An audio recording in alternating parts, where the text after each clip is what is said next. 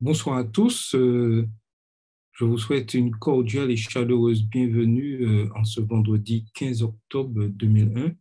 J'espère que vous avez passé une bonne semaine sous le regard béni de Dieu et que c'est toujours un plaisir que nous nous retrouvons pour notre école du sabbat annexe du vendredi soir. En tout cas, que le Seigneur vous bénisse, que nous continuons toujours à étudier sa parole, être fidèles dans tout ce que nous faisons et nous recevrons avec assurance les bénédictions du Seigneur. Pour commencer notre programme en ce soir, nous allons chanter avec Carole au numéro 315 de notre hymne et louange, le numéro 315. Bonsoir Carole. Bonsoir à tous, j'espère que vous avez passé une agréable semaine sous le regard de Dieu. Nous sommes ensemble à nouveau et nous voyons chaque jour la grâce de Dieu dans nos vies. Nous allons donc chanter ensemble. Je vous invite à fermer vos micros comme d'habitude, mais nous chantons ensemble, vous à la maison et moi ici. On y va? Sauveur toujours fidèle, ami divin, que ta main fraternelle tienne ma main. Prends-moi sous ton égide, conduis mes pas. Que ton esprit me guide jusqu'au trépas. Dans les jours d'allégresse ou de douleur, Seigneur, dans ta tendresse, garde mon cœur, ta divine clémence, jour après jour, me donne l'assurance de son amour. Si quelque noir nuage voilà mon cœur, ton adorable image, ô mon sauveur, ma prière fervente monte vers toi, et ta voix consolante me dit, c'est moi. Merci à tous. Bon sabbat, à tout à l'heure. Merci Carole. Et nous allons prier avec Philippe. Philippe, c'est à toi pour la prière. Notre Père qui est dans les cieux, nous voulons te remercier de nous avoir accordé ta grâce en ce jour. Nous voulons te remercier pour le sabbat. Nous voulons te remercier de la semaine que tu nous as permis de passer. Et nous sommes contents, Seigneur, d'échanger, Seigneur, ta parole. Bénis ton serviteur et ta servante, Seigneur, qui nous ont à nous transmettre, Seigneur, de ces échanges, Seigneur, vers les oins de ton Saint-Esprit et vers les fortifier. Bénis aussi ceux qui sont sur la plateforme, vers les fortifier aussi et vers leur accorder ta grâce. Reste avec nous et bénis-nous. Nous t'avons prié au nom de Jésus. Amen. Amen. Donc, je réitère mes vœux de bienvenue à ceux qui prennent la connexion maintenant. Donc, maintenant, nous continuons nos instructions sur le manuel d'église et ce soir, nous allons voir la 4e partie de ce que nous avons commencé, la discipline ecclésiale. 4e partie. Donc, nous avons vu la semaine dernière les motifs et nous continuons nos instructions dans l'opportunité de la discipline. C'est une question à laquelle beaucoup peuvent se poser. Quel est le but de la discipline. Pourquoi la discipline dans une église alors que nous sommes tous régis sur l'amour du Christ? L'église doit mettre en œuvre le processus disciplinaire dans un délai raisonnable, puis communiquer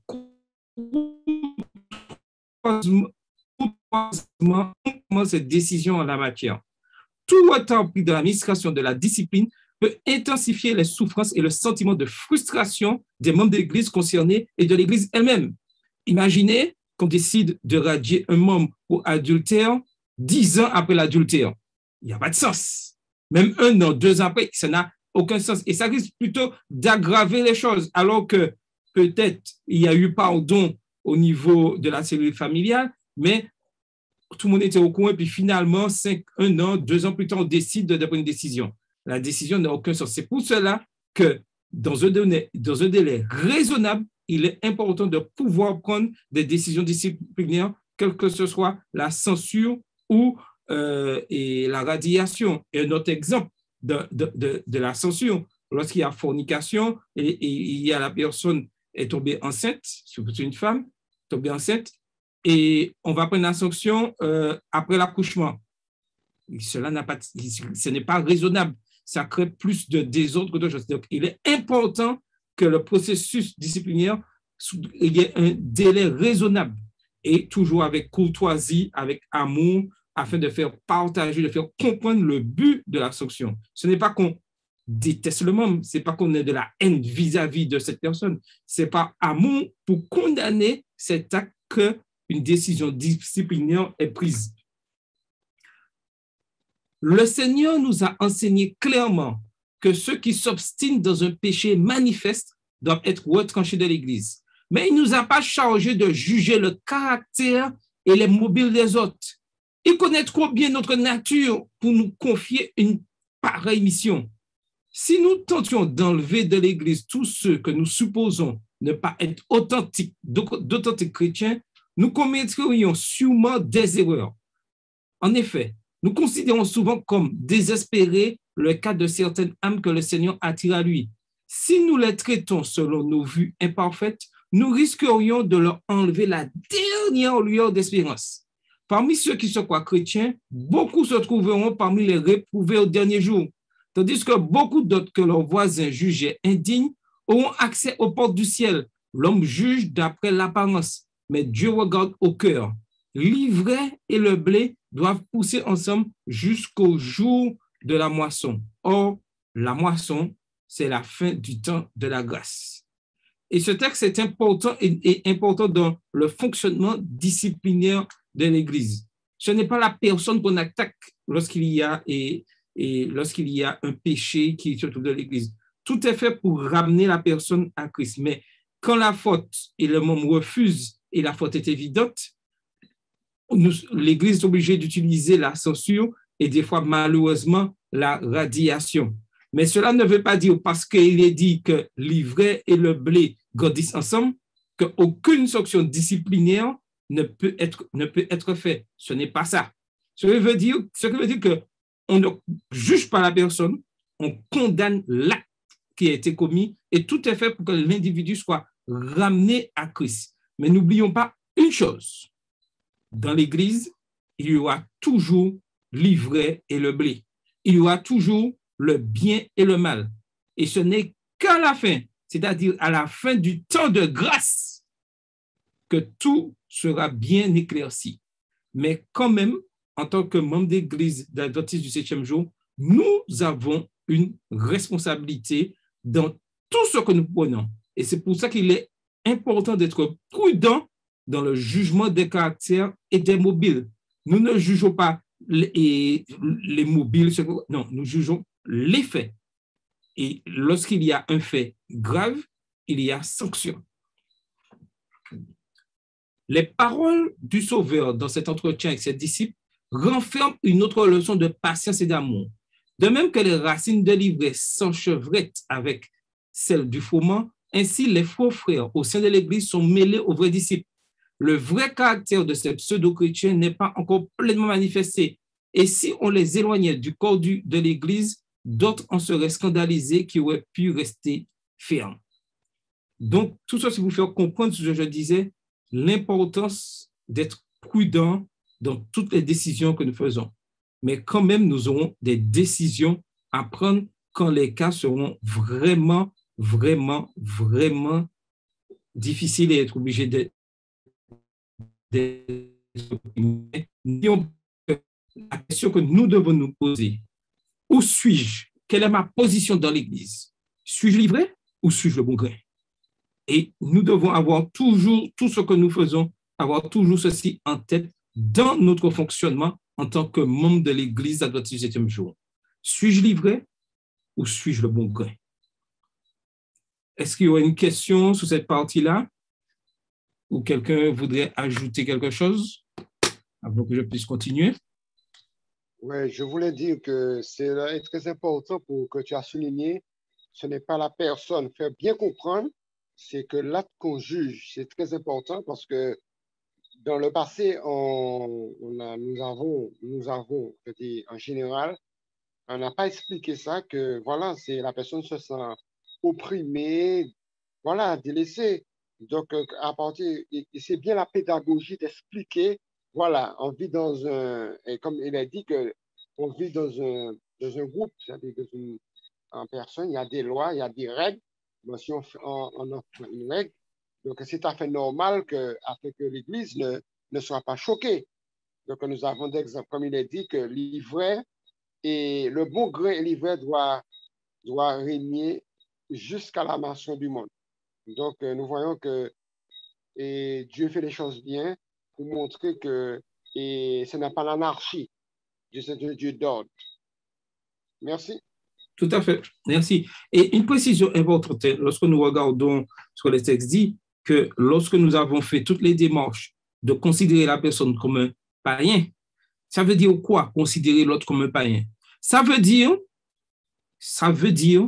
que je dois tout faire pour évangéliser à nouveau cette personne. Un païen, c'est quelqu'un qui ne fait pas partie encore de notre communauté, qui ne connaît pas Christ, qui s'est éloigné de Christ. Et mon but vis-à-vis du païen, ce n'est pas de l'exclure, c'est de le ramener à l'Église. Alors, lorsque la personne a été, je dirais, exclue de l'Église, mon but premier est de le ramener à l'Église parce que c'est un païen et un païen doit être sauvé. Est-ce que vous voyez bien la différence? La personne n'est pas exclue et puis on ne lui parle plus. Non, il y a un processus qui doit se faire pour ramener cette personne, même si elle a été radiée des registres de l'Église. Et ça, nous devons vraiment avoir ça vraiment en tête, que ce n'est pas la personne, c'est l'acte. Donc, je continue. La décision de radier, censurer, se fait lors d'une réunion administrative.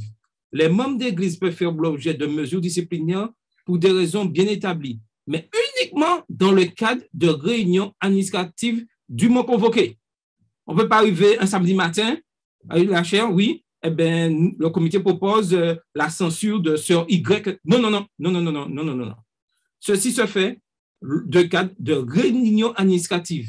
Et lorsque nous avons vu déjà l'organisation de la réunion administrative, il y a une convocation, qui doit se faire dans le minimum une semaine avant, et les membres de l'Église sont au courant, sont convoqués pour cette réunion administrative. Après examen de l'affaire par le comité d'Église, c'est-à-dire cette affaire sera examinée par le comité d'Église, et le comité d'Église fera une proposition à l'Église. La réunion doit être présidée par un pasteur consacré ou par un pasteur autorisé consacré comme ancien de l'Église locale concernée, ou en l'absence du pasteur et en consultation avec lui ou avec le président de la fédération par un ancien de l'Église locale. Donc, c'est le pasteur qui préside cette réunion administrative pour les cas de censure et de radiation. Ou encore un ancien d'église, mais c'est la fédération qui donnera le feu vert pour que cet ancien d'église préside cette rencontre. Un membre d'église ne peut être radié ou faire l'objet d'une autre mesure disciplinaire, c'est-à-dire la censure, que par le vote majoritaire des membres d'église présents et votant dans le cadre d'une réunion dûment convoquée. La majorité de l'église constitue un pouvoir qui s'impose aux membres d'église individuels. Donc, c'est la majorité des membres présents. Ce n'est pas la majorité des membres inscrits sur le registre, hein, je précise bien. C'est la majorité des membres présents. S'il y a 20 membres présents et le quorum, et parce qu'il y a un quorum, le quorum est respecté. S'il y a 20 membres présents, la majorité sera de 11. 11 membres votent pour sa majorité si les 20 votent. Si il y a seulement une partie qui vote, ça sera sur la partie votante. La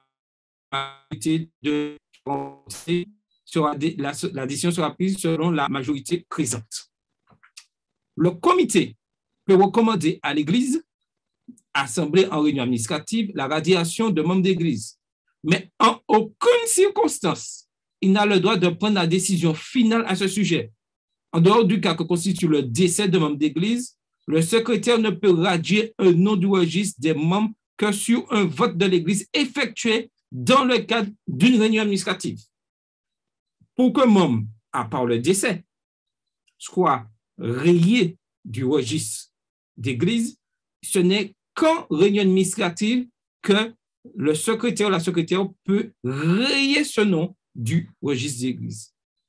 Personne n'a le pouvoir de supprimer un nom à part décès sur le registre d'Église, à part et sans une réunion administrative de l'Église votée sur ce sujet. Et ça, c'est très, très important. Le comité d'Église ne fait que des propositions et c'est l'Église réunie en réunion administrative qui vote et qui prend la décision finale. Les membres d'Église ont le droit fondamental d'être préalablement notifiés de toute réunion disciplinaire les concernant, ainsi que celui d'être entendus pour leur propre défense de présenter des preuves en ce sens et de produire des témoins. Ça, c'est le droit des membres. Lorsque le pasteur fera un entretien, lorsqu'il fera cet entretien, et le jour de la réunion administrative peut venir s'exprimer et exposer le cas et donner son avis, il a le droit de le faire.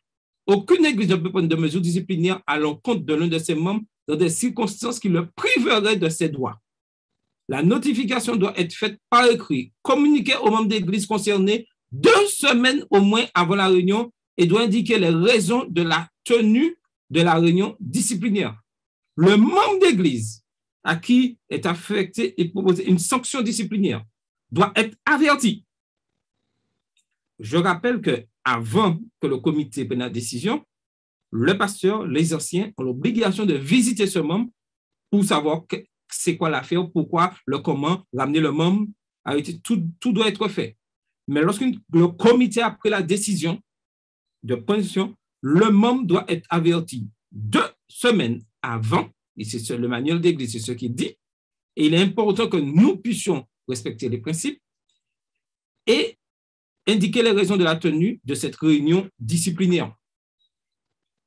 L'administration par l'Église de l'ordre et de la discipline en son sein est une fonction ecclésiale qui ne peut jamais être interprétée comme ayant à voir avec la procédure civile ou judiciaire.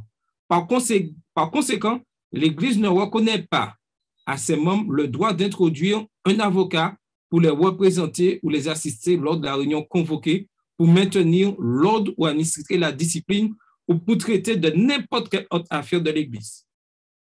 C'est un cadre privé, un cadre bien précis de l'Église. Le membre d'Église ne peut pas se faire représenter par un avocat. Ce n'est pas une juridiction judiciaire, c'est l'Église qui se réunit. Donc, le membre peut venir de lui-même, expliquer son cas, se défendre, mais ne peut pas se faire représenter par un avocat. Les membres d'Église qui voudraient se faire assister par un avocat lors d'une réunion doivent être informés qu'ils ne pourront pas intervenir s'ils persistent à exiger la présence d'un avocat. Tout ceci, c'est dans le statut de l'Église adventiste du 7e jour. Ça veut dire que, et je rappelle ce qu'on disait, lorsque je me baptise, lorsque je deviens membre de l'Église adventiste du 7e jour, je dois connaître mes devoirs et mes obligations. Et ceci fait partie de mes obligations. C'est-à-dire que lorsqu'il y aura une sanction disciplinaire, lors de la réunion administrative, je ne pourrai pas me faire représenter par un avocat. Que je suis d'accord ou pas d'accord avec ce principe, lorsque j'ai accepté de me faire baptiser et devenir membre de l'Église adventiste, j'ai accepté que si un jour il y a sanction disciplinaire contre moi, je ne serai pas représenté par un avocat. Donc, il est important que nous puissions connaître vraiment comment fonctionne l'Église. Et ça, c'est un point capital, impossible d'être représenté par un avocat. L'Église doit aussi exclure toute personne qui n'en est pas membre, de toute réunion, consécration ou de la discipline en son sein, sauf si cette personne est appelée comme témoin. Simplement que à cette réunion administrative ne peut assister aux réunions administratives que les membres inscrits régulièrement sur les registres de l'Église et n'ayant aucune sanction disciplinaire. Si j'ai une mesure de censure, je ne peux pas participer à la réunion administrative de l'Église. Et un fait très important, de l'Église locale où je suis inscrit. Je ne peux pas dire, c'est pas où je suis membre de l'Église adventiste mondiale, hein. Je suis membre de l'Église adventiste d'Oreb. Je ne peux pas participer à une réunion administrative de l'Église adventiste de Morija. Je ne suis pas membre de Morija, même si nous sommes tous membres de l'Église adventiste, mais la réunion administrative, pour participer à la réunion administrative, il faut être inscrit sur le registre de l'Église locale à laquelle cette réunion administrative a lieu. Et ça, c'est très, très important. Donc, il est important, c'est pour cela, lorsque nous sommes en réunion administrative, on regarde bien qui est là, qui est présent et qui peut participer à cette réunion. Oui, Carole. Oui, je voulais juste ajouter aussi que même si la personne se présente en tant que témoin, elle ne peut pas rester pour suivre le reste de la réunion. C'est juste pour intervenir et ensuite, voilà, la personne ne pourra pas assister à si la on réunion. n'est pas membre d'église. Hein?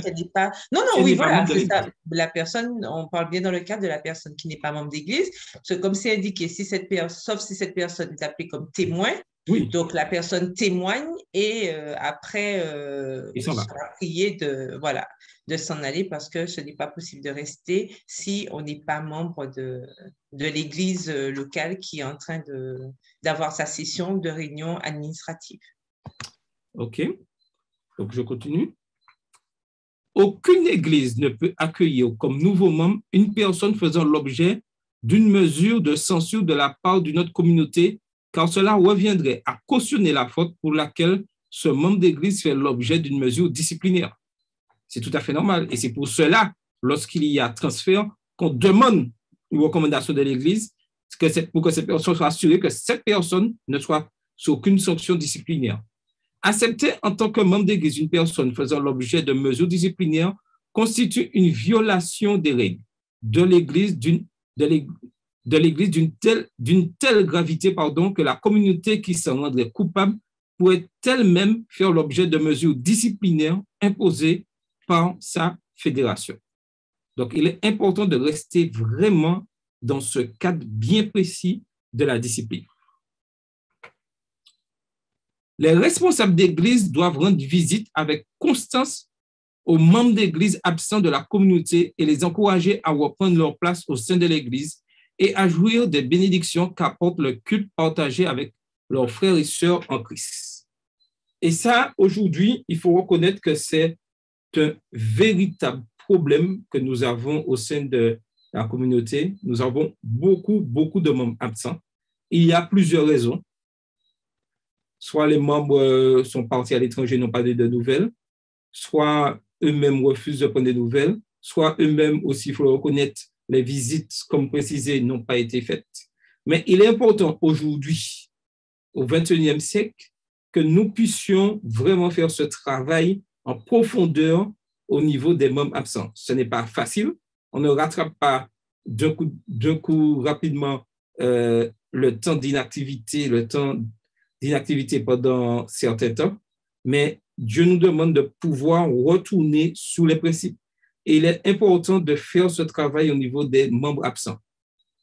Je prends l'exemple de l'église Zoreb. Ce travail a commencé, très difficile, très fastidieux, mais petit à petit, on commence à mettre les choses en place et vraiment, nous demandons la prière de tous pour que ce travail puisse se faire correctement. Mais nous, en tant que membres d'église, si nous connaissons des membres absents, nous devons tout faire pour que ces membres puissent retrouver leur course, mais surtout puissent donner signe de vie à l'Église, pour nous dire qu'ils sont vivants et qu'ils sont là et que quel que soit quel que soit leur niveau, au niveau de la foi où ils sont, il est important qu'ils puissent donner de leurs nouvelles. Oui, je suis vivant, oui, je suis là. Je suis parfois dit, je suis, mais qu'ils puissent donner de leurs nouvelles. C'est très, très, très important. Lorsque l'âge, les infirmités, tout possiblement de participer régulièrement au service de culte, il faut qu'il garde contact avec les responsables de son Église, par courrier ou par d'autres moyens. Néanmoins, tant qu'un membre de l'Église adventiste reste fidèle aux doctrines de cette dernière, son absence lors des assemblées ne sera pas considérée comme un motif suffisant pour le radier d'entre les membres de l'Église. Et il y a une partie que j'aime bien là, dans ce, regardez bien ce qui est dit, hein. L'âge, l'infirmité ou toute autre cause inévitable rend impossible un membre d'église de participer régulièrement au service de l'église, il faut qu'il garde contact avec les responsables, par courrier ou par d'autres moyens. Ce n'est pas écrit. Ce n'est pas écrit. Il faut que les responsables téléphonent, prennent contact avec le membre. Ce n'est pas ce qui est écrit. Le membre doit donner de ces nouvelles. Et ça, c'est encore un autre devoir en tant que membre d'église. En tant que membre d'église, si je suis responsable, même si je suis éloigné de l'église, je me dois de donner des nouvelles, de mes nouvelles, à l'église. Trop souvent, nous attendons que c'est l'église qui nous appelle, que l'église, on dit, ah, l'église ne m'a pas appelé, l'église n'a pas. Mais moi, qu'est-ce que j'ai fait? Il est important que lorsque je ne suis pas à l'église pendant X temps-là, que je puisse donner des nouvelles. Oui, chers frères et sœurs, je ne suis pas là depuis 2 mois, je suis à la maison. Je dois donner de mes nouvelles. Trop souvent, nous attendons qu'on prenne de nos nouvelles. Mais c'est moi, qu'est-ce que je fais? Il est important que nous puissions comprendre cela. Y a-t-il des questions avant de mettre un terme à notre instruction sur le manuel d'église ce soir? Oui, Charles, je voudrais juste poser une petite question. Tu as déjà ébauché. Si par exemple un membre, un jeune a fréquenté notre église et que ce jeune est parti en études à l'étranger, peu importe, et pendant 10 ans, 15 ans, on n'a pas de nouvelles. La personne s'est déjà mariée, elle a déjà fondé sa famille, on n'a pas de nouvelles. Quelle est la situation de l'Église vis-à-vis de cette personne? Alors, l'Église doit tout faire pour prendre contact avec cette personne. Par tous les moyens, parents, amis, alliés, prendre contact vraiment, vraiment, vraiment. Et si finalement, on ne trouve pas, la personne n'a pas donné signe de vie, tout ça, on n'a pas de nouvelles du tout, la personne sera mise dans le registre des membres absents. Et c'est déjà arrivé dans le passé qu'on décide, on ne sait pas, n'a pas de nouvelles du tout, qu'on décide de rayer administrativement cette personne pour raison d'absence. C'est prévu dans le motif de radiation. Mais tout doit être fait pour, avant que cette personne soit rayée administrativement au sein de l'Église, d'avoir au moins ce contact pour savoir si le membre où est le membre, est-ce qu'il tient toujours la foi. Tout doit être fait dans ce possible. Parce que ça fausse en quelque part les SAT de l'Église. Alors, si on demande combien de membres qu'il y a à l'Église, il y en a 500 et sur les 500, il y en a que 150 qui fréquentent régulièrement l'Église. Il y a un problème. Tout à fait, nous sommes d'accord. Alors, je prends le cas, nous sommes sur le cas de l'Église Zoreb, où nous avons 400, il me semble près de 450 membres inscrits sur le registre. Mais sur les 450 membres, si je me trompe bien, lors du dernier recensement, nous avons, si Carole se rappelle du chiffre, nous avons plus de 150 membres absents. C'est bien ça, Carole? Carole? C'est à peu près ça, oui. C'est à peu près ça. Donc, lorsqu'on fait le registre, lorsqu'on fait le rapport qui est remis à la fédération, sous les 450 membres inscrits, c'est ce qu'il y a, on précise 150 membres absents et le reste, c'est les membres présents où on a des nouvelles. Mais à l'heure actuelle, nous avons environ 150 membres sur le registre que nous ne savons pas où ils sont exactement. OK, merci pour la réponse. Il n'y a pas de souci. Y a-t-il d'autres questions? Alors, je voulais poser une question là. Oui, vas-y. Où en est-il, par exemple, où en est-il de... Et on avait fait au niveau de la fédération le retour d'aller chercher les anciens membres. Est-ce qu'on a un rapport qu'on a des membres en général qui sont entrés? Parce que si ce travail doit se faire, normalement, on doit avoir des résultats. Alors, je voulais savoir où on en est. Alors, c'est vrai qu'au niveau, je monte même plus haut, au niveau de la division, il y a une cellule qui a été mise en place, c'est par le pasteur Télémac, il a déjà fait en Martinique, il est venu 2-3 fois et il en a parlé, une mission de et comment évangéliser les membres absents. En gros, c'est ça le titre. Et ça fait partie de la mission I Will Go, partir chercher les membres absents. Donc, il y a un travail qui a commencé. C'est vrai qu'il est difficile. Il faut vraiment dire les choses, certains endroits, il n'est pas fait du tout. Donc, il faut prier dans ce sens afin que nous puissions vraiment, parce que nous sommes tous responsables. Hein. Donc, quand je dis tous responsables. Oui, tu disais, Philippe? Non, c'est vrai, parce que et si on mettait, parce que quand j'entends ce que tu dis là, tout ce que tu dis sur le manuel d'église, il y a une grande distance entre la pratique et ce que tu dis, hein, parce que quand j'ai regardé les statistiques des membres là, ben, je n'ai pas vu ces choses-là. J'ai pas vu je comprends ce que tu dis. Je comprends ce que tu dis. Et c'est pour ça qu'il est important comme membre d'église que nous puissions nous former spirituellement, c'est de la Bible, mais que nous aussi, nous puissions nous former sur comment fonctionne l'église, connaître le manuel de l'église. Et c'est le but de ces instructions-là, connaître. Et si le maximum de membres, le but, c'est que le maximum de membres puissent prendre vraiment connaissance du manuel d'église. Lorsque nous connaîtrons vraiment comment fonctionne l'église, nous pourrons faire l'église avancer. Parce que ce qui a été remarqué, que beaucoup de membres ne connaissent pas comment fonctionne l'église. Donc, comme ils ne connaissent pas, c'est normal qu'on se retrouve avec autant de difficultés. Mais comme je l'ai dit, déjà, la première chose, si en tant que membre, les membres respectaient déjà cette partie que lorsque je suis absent, je donne de mes nouvelles, il y aurait eu beaucoup moins de problèmes, beaucoup moins d'absents. Puisque si chaque membre d'église faisait la démarche, même dire, bon, je suis entre guillemets bon avec l'église, je quitte l'église, mais j'informe mon église que j'ai changé de voie.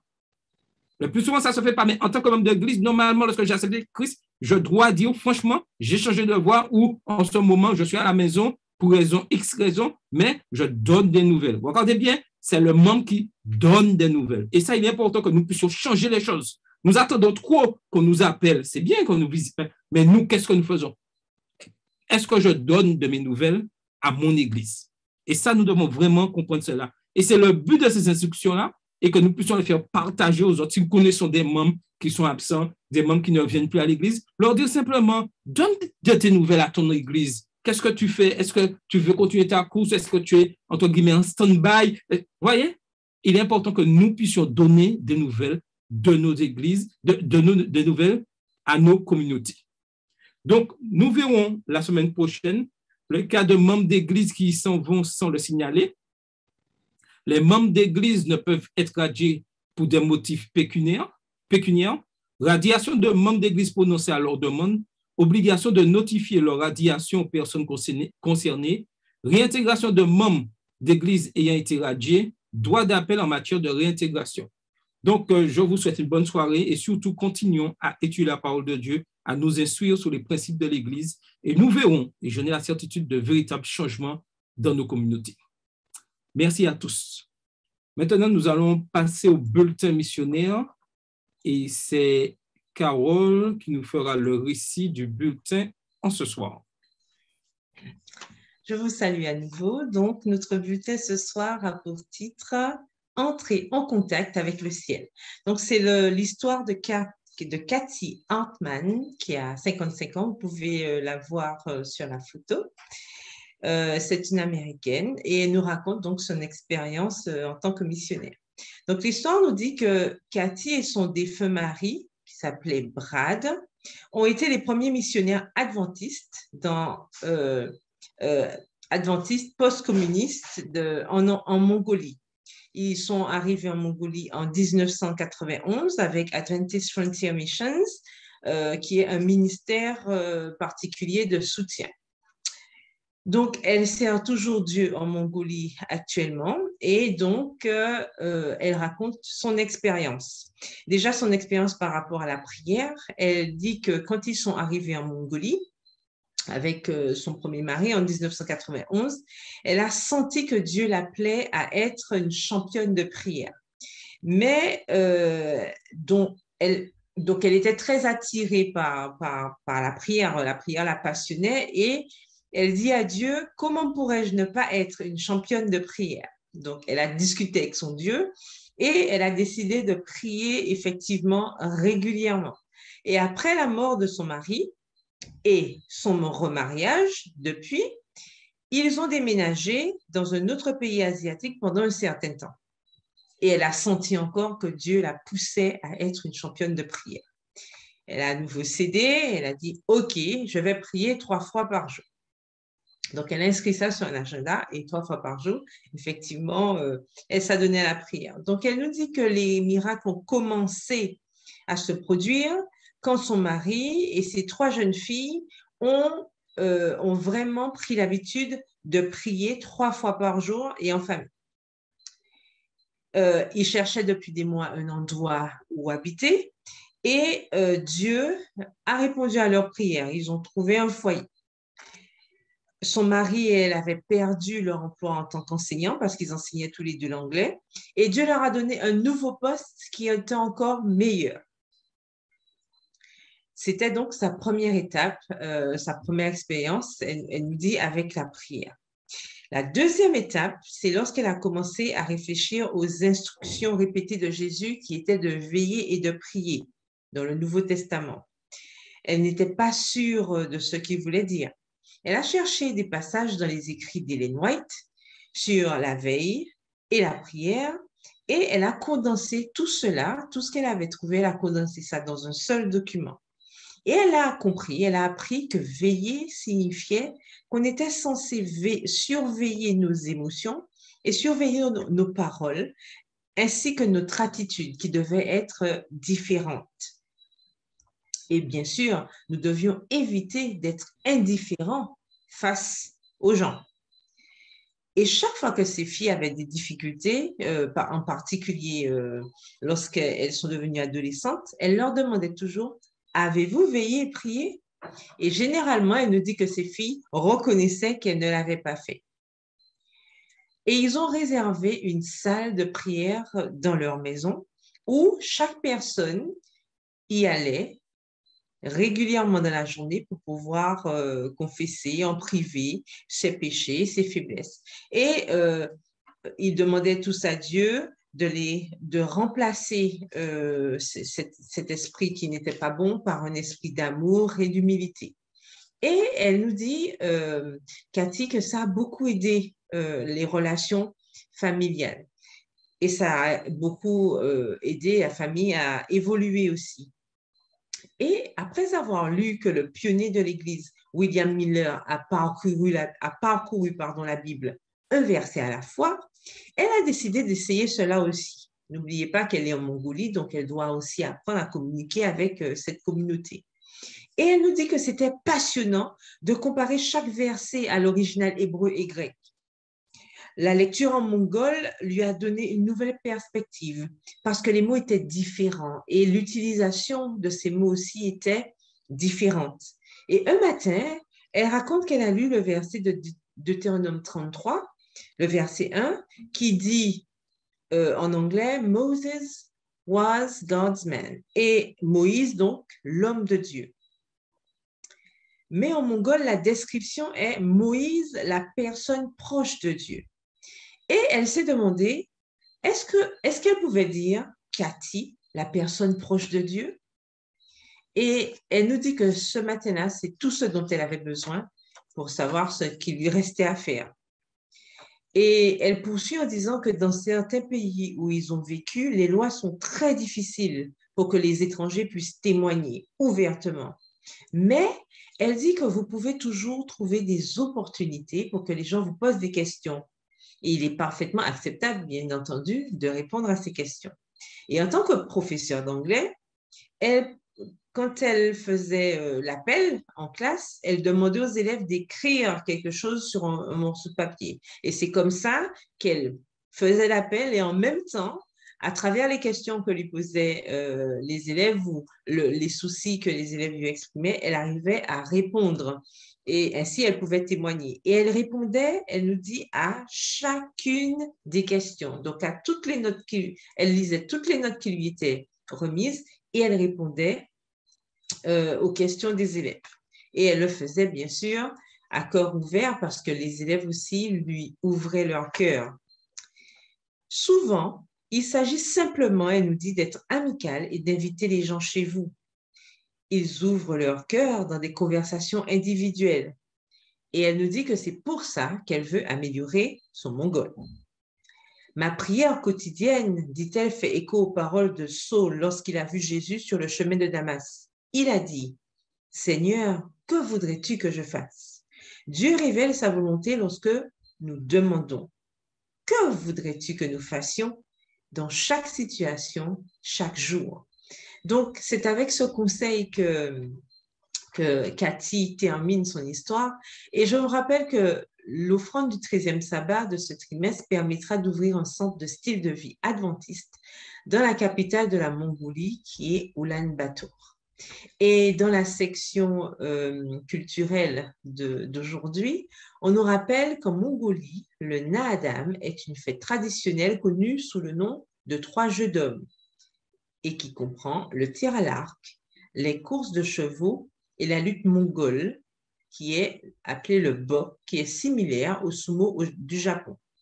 La chasse à cheval avec des aigles dorés est aussi un sport traditionnel mongol et cette fête est célébrée lors d'un festival annuel. Donc, je vous souhaite une bonne fin de soirée, un bon sabbat.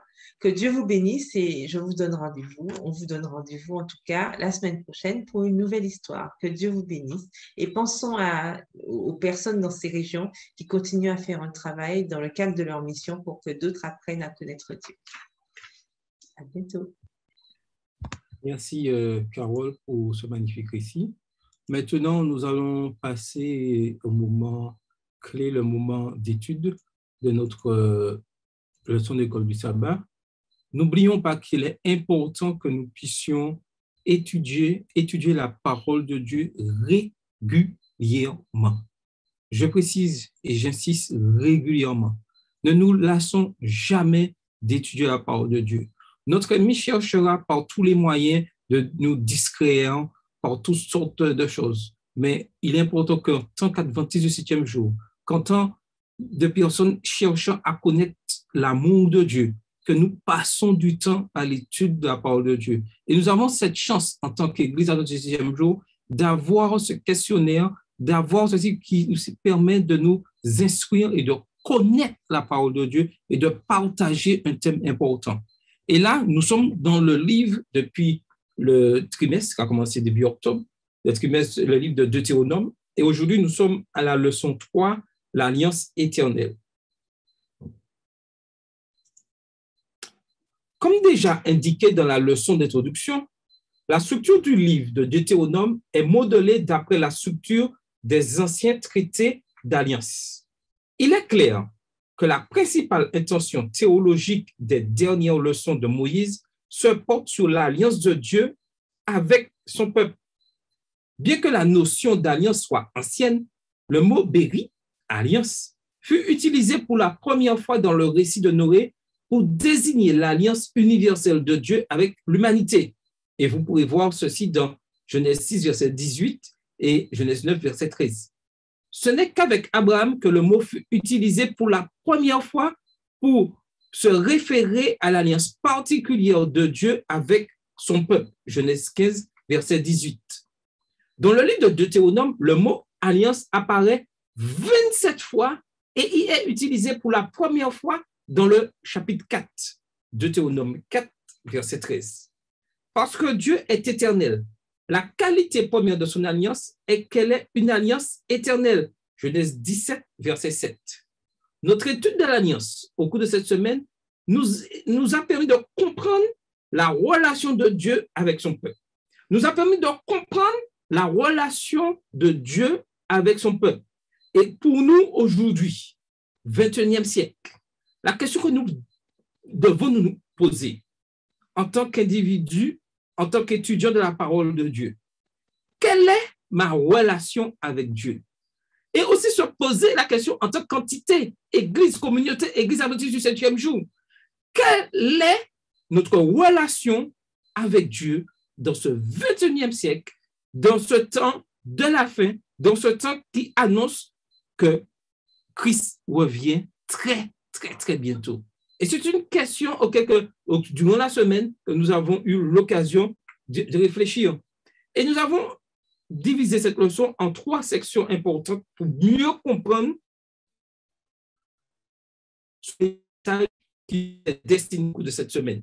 Le Dieu de la vie, le Seigneur établit son alliance avec Israël, non pas à cause d'eux et de ce qu'ils étaient, mais à cause de lui-même et celui qu'il est, le Dieu de la vie. Et ce message est encore pour nous aujourd'hui d'actualité. C'est le Dieu de la vie, c'est le Dieu de la résurrection. Et avec lui, nous avons cette force-là. En deuxième partie, le peuple élu, en raison de la fidélité de Dieu au Père, il choisit Israël pour être son peuple d'alliance. Et aujourd'hui, dans ce temps de la fin, Dieu souhaite avoir un peuple fidèle, un peuple d'alliance pour montrer le chemin.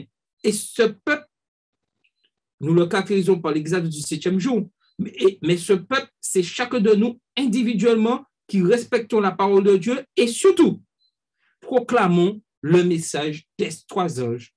Reportez-vous, Christ revient bientôt.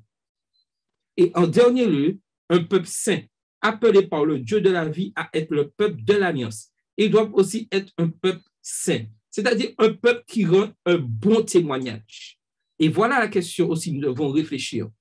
Quel est le témoignage que je porte aujourd'hui, dans ce 21e siècle, à ceux qui m'entourent, à mon voisinage? Quel est le témoignage que mon Église donne aujourd'hui?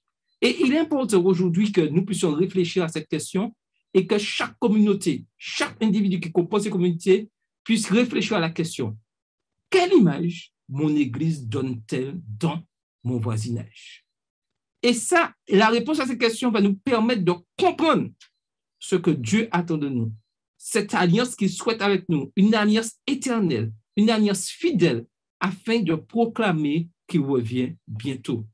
Et je peux vous dire que si nous sommes dans la négation à cette réponse à cette question au sein de notre communauté, là, notre évangélisation sera vaine.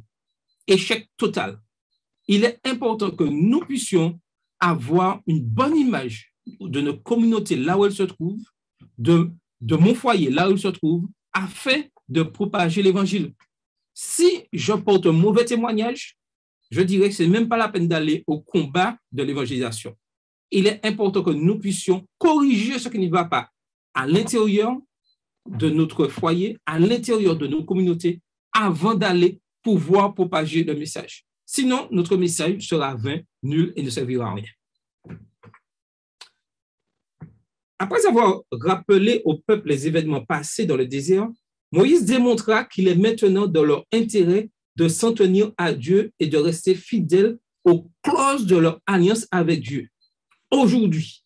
Et c'est ce que Dieu nous appelle aujourd'hui, à rester fidèles à notre alliance, à ne pas nous disperser, à vouloir tout faire. Restons fidèles à cette alliance. À cette fin, Moïse utilisa 2 arguments. Tout d'abord, le peuple doit rester fidèle à cause de celui que Dieu est aujourd'hui. J'ai une question pour vous ce soir. Qu'est-ce que Dieu pour vous aujourd'hui? Alors, qui peut répondre, qui peut essayer? Alors, qu'est-ce que pour vous que représente Dieu aujourd'hui? Qui est-il? Qu'est-ce qu'il représente? Vous avez la parole. Quelqu'un peut s'exprimer?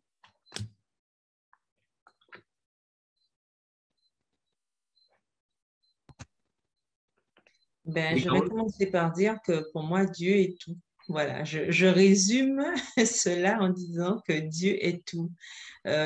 Pour moi, c'est lui qui doit avoir la priorité dans ma vie, c'est lui qui doit guider ma vie, c'est lui qui doit m'aiguiller lorsque j'ai une question. Donc, pour moi, vraiment, c'est tout. Tout avec un T majuscule parce que je me dis que sans Dieu, On n'est rien. Et particulièrement maintenant, je me dis que lorsqu'on a la chance de connaître Dieu, c'est vraiment une grâce. Et c'est une grâce exceptionnelle et vraiment qu'il ne faut pas lâcher. Parce que le fait de le connaître, ça nous donne la force de pouvoir affronter et pouvoir visualiser les choses autrement. Et ça, c'est vraiment important parce que je crois que ça aide dans notre aptitude à être résilient et notre aptitude aussi à être persévérant. Et nous savons, la Bible nous le dit, que c'est celui qui persévérera jusqu'à la fin qui sera sauvé. Donc, quel que soit ce qu'on confronte, le fait de connaître Dieu, je pense que c'est une aide capitale, vraiment. Tout à fait, tout à fait. Et sous le chat, il nous est dit, un bon témoignage vaut mieux que 1000 discours. Et je peux vous le dire, le témoignage, c'est quelque chose de capital. Et lorsque Dieu règne en nous, le témoignage devient naturel et ceci se voit. Et il est important pour nous, individuellement, de comprendre et de dire quelle image que je renvoie. Et comme nous avons vu tout à l'heure dans l'instruction, où suis-je? Suis-je l'ivraie ou le bon grain? Et nous devons avoir constamment ceci à l'esprit. Et je rappelle, constamment, tout le temps, ce n'est pas chose d'acquis aujourd'hui, je suis le bon grain. Le lendemain, je peux être livré si je me déconnecte à Dieu. C'est pour ça qu'il est important de passer du temps à l'étude de la parole de Dieu. Et je dis bien à l'étude de la parole de Dieu. Pas du temps à l'écoute de la musique, d'écouter. Non, l'étude, une étude personnelle de la parole de Dieu. Et il est important de passer, de ne pas regarder aux autres, ne pas chercher à combien nous. Non, non. Moi, qu'est-ce que je fais? Comment j'étudie la parole de Dieu? Et chacun doit faire ceci individuellement. Et au fur et à mesure, vous verrez, ne vous inquiétez pas. Il y a beaucoup d'étudiants de la parole de Dieu, même si nous ne le voyons pas et nous pensons être les seuls. Il est le Dieu de la vie. Deuxièmement, le peuple doit rester fidèle à Dieu à cause de ce qu'ils sont aujourd'hui. Son peuple élu et par conséquent, son peuple saint. Voilà le message que nous avons aujourd'hui. Nous sommes le peuple élu, donc nous devons rester fidèles à Dieu. L'alliance de Dieu commence par Dieu qui est celui qui initia l'alliance avec son peuple. Non pas à cause de ce qu'il était, non pas à cause de leur valeur, mais à cause de celui qu'il est. Ce n'est pas Dieu fait alliance avec nous, pas parce que je suis bon, hein, pas parce que je m'appelle Charles Saint-Louis, pas parce que je m'appelle XY, non parce que je ou pas une non, non. C'est parce que Dieu, il est. Car aucun de nous ne méritions cette alliance. Mais Dieu fait alliance avec son peuple. Car il est, comme Carole disait, il est tout. Et il a décidé de faire alliance avec nous. Ce n'est pas nous qui faisons alliance avec Dieu, c'est Dieu qui fait alliance avec nous. C'est pourquoi l'alliance est établie principalement sur la base des actions du salut de Dieu en faveur de son peuple. Tes yeux ont vu tout ce que l'Éternel, votre Dieu, a fait. Et aujourd'hui, nous pouvons dire que Dieu a fait de grandes choses pour nous. Si nous sommes en vie en ce soir, si nous sommes là, nous avons tous eu une expérience avec Dieu qui nous fortifie et qui doit nous fortifier à rester fidèles dans la parole de Dieu. C'est une alliance de grâce. Dieu sauva Israël non pas à cause de leur action. Ils étaient un peuple indigne et rebelle, mais à cause de sa grâce. Nous sommes un peuple indigne et rebelle. Nous renions Dieu à chaque fois à cause du péché. Mais Dieu nous sauve par grâce. Et ceci, nous devons vraiment comprendre cela, que c'est quelque chose de formidable. Il est intéressant et significatif que la même expression soit utilisée à nouveau dans le chapitre suivant, Deutéronome 4, verset 3, pour rappeler à Israël ce que Dieu a fait à ceux qui suivirent Baal-Péor, à comparer avec Nombre 25, verset 1 à 9. Et nous avons des expériences d'hommes et de femmes qui ont rejeté Dieu, et ce qui est arrivé. Et des fois, nous tombons dans le même panneau, dans le même piège. Et c'est pour ça que je reviens. Il est important de se laisser diriger par cet esprit et d'être renouvelé chaque jour, régulièrement, par la parole de Dieu. Sinon, nous tombons et nous allons à Baal-Péor facilement et très, très, très facilement. La principale leçon de ces deux cas est que la seule façon de survivre et de s'attacher à Dieu seul est d'écouter et enseigner ses instructions afin que vous viviez. Pour s'attacher et pour suivre les instructions de Dieu, écouter, il faut s'attacher à Dieu seul et écouter et enseigner. Vous avez bien entendu? Écouter et enseigner. Aujourd'hui, quelles que soient les églises, il y a tendance à dire, oui, trop de paroles, trop de... Non, non, ça ne sert à rien d'enseigner. Laissons-nous bercer par la musique, laissons-nous bercer par de... Non, non. Un peuple qui étudie, le peuple de Dieu est un peuple qui étudie, qui écoute et qui enseigne. J'écoute la parole de Dieu, j'écoute le message et je rends ce message par mon témoignage. Je rends ce message par une prédication. Voilà le véritable peuple de Dieu. Ce n'est pas un peuple de Dieu qui se laisse bercer par la musique. C'est bien d'écouter la musique pour ces moments de détente, pour se fortifier la foi. Mais si nous voulons être vraiment des chrétiens adventistes du 7e jour forts, nous devons écouter la parole, ce que Dieu nous dit, par sa parole, et nous devons enseigner aux autres. Et ceci afin que nous vivions. Voilà le message du peuple adventiste du 7e jour. Voilà le message que Dieu souhaite que chacun puisse accomplir, chacun de ses enfants puisse accomplir. Écoutez, enseignez afin de vivre. Est-ce que quelqu'un voudrait ajouter quelque chose sur ce point ou une question? Oui, Carole.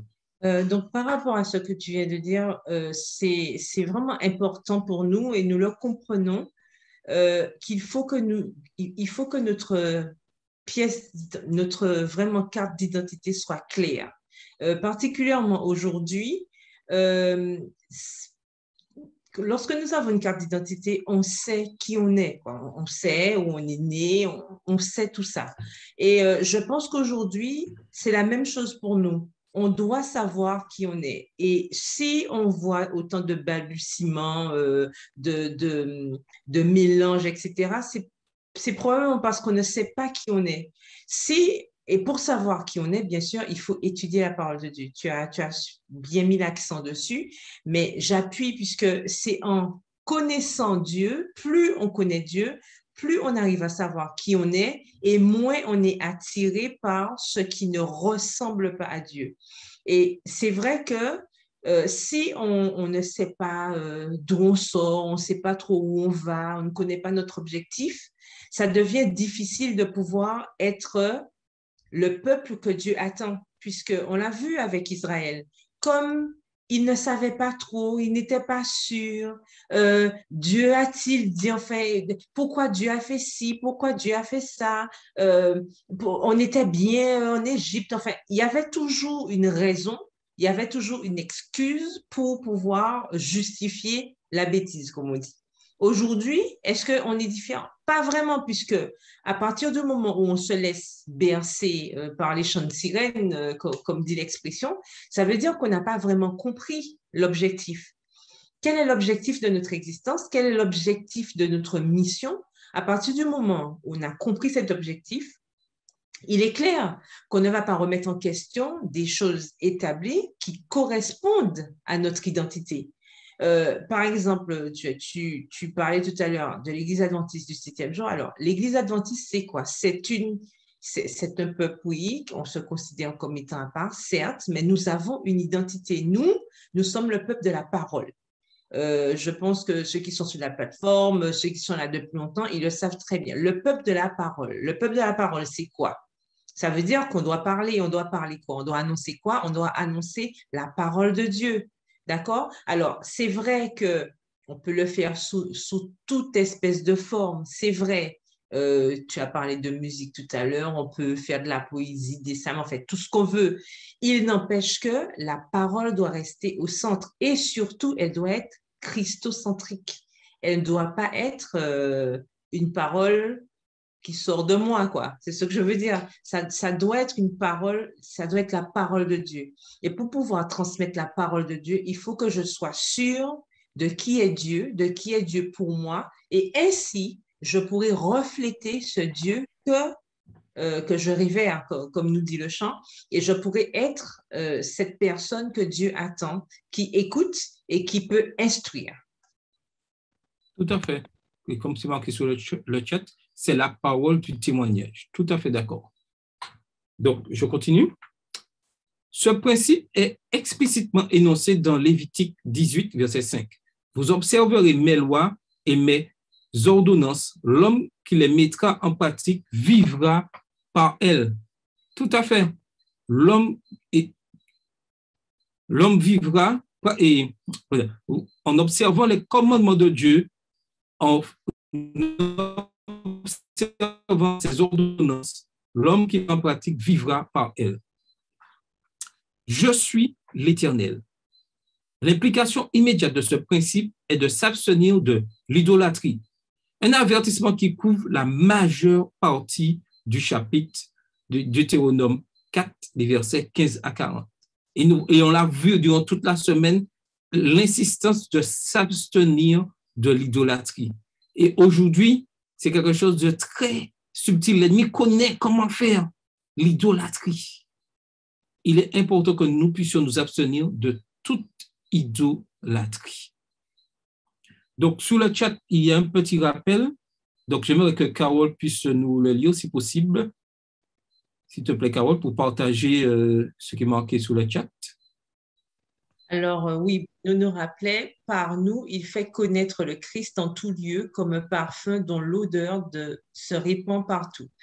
Nous sommes en effet comme un parfum à l'odeur agréable offert par le Christ à Dieu. Nous le sommes pour ceux qui sont sur la voie du salut et pour ceux qui se perdent. 2 Corinthiens 2, les versets 14 à 15. Et oui, c'est tout à fait vrai. Et j'ai souhaité partager avec tous ceux qui sont sur la plateforme et tous ceux qui nous écouteront plus tard.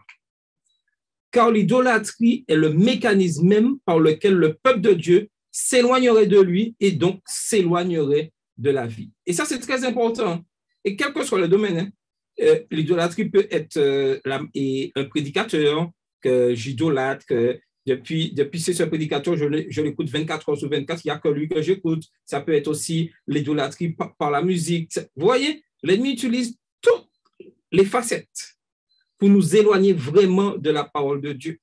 Nous devons étudier la parole, mais étant donné, étudier la parole ne veut pas dire écouter un seul prédicateur, écouter la même musique, écouter les mêmes choses, voir les mêmes choses.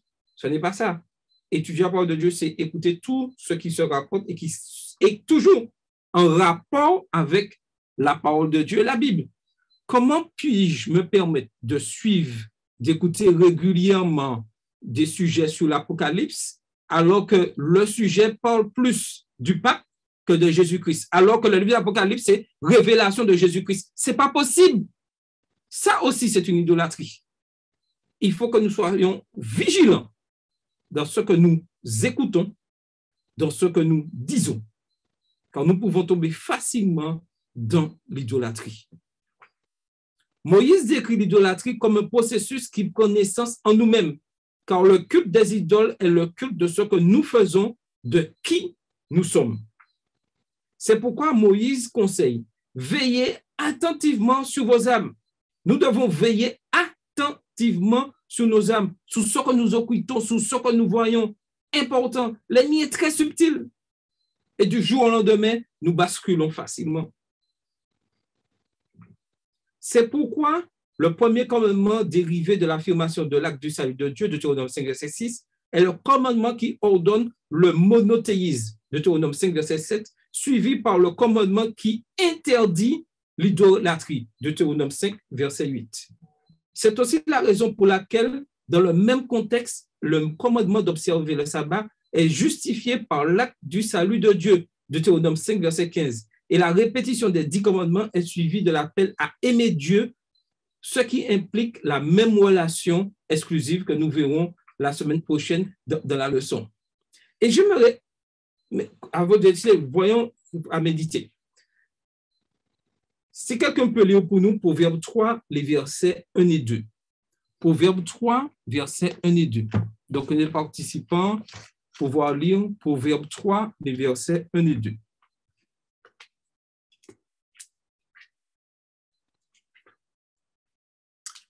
Si quelqu'un peut lire.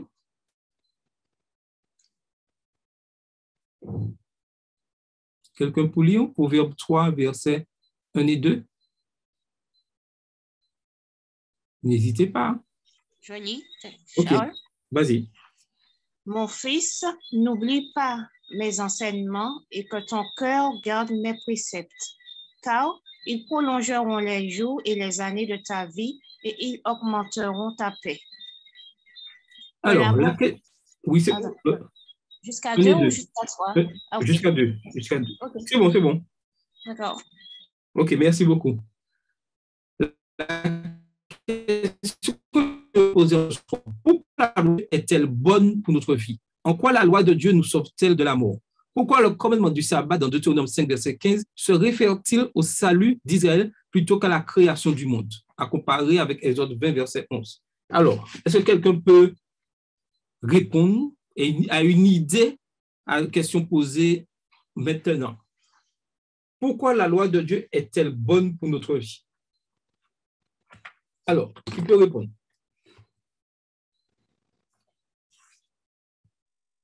La loi de Dieu est bonne pour nous parce que ça nous donne un mode de vie, une conduite à suivre. Hein?